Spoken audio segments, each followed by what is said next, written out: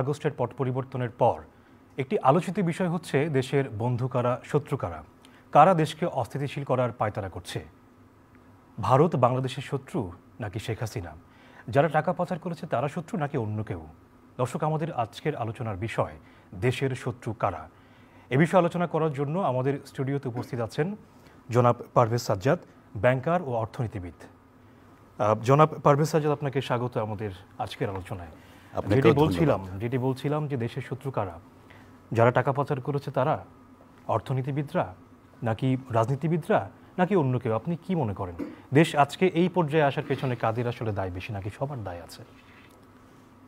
আমি একটা জিনিস আপনাকে বলতে চাই যে এটা আমার দেশ, এটাকে সুন্দর রাখার দায়িত্ব আমাদের সকলেরই ছিল।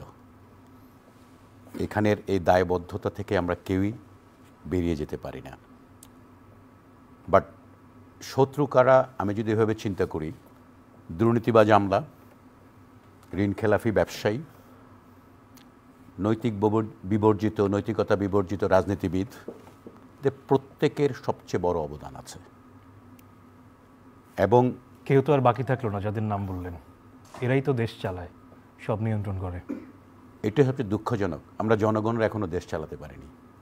যদি জনগণ দেশ চালাতো তাহলে এনারা আসলে দেশ চালাতে পারতেন না।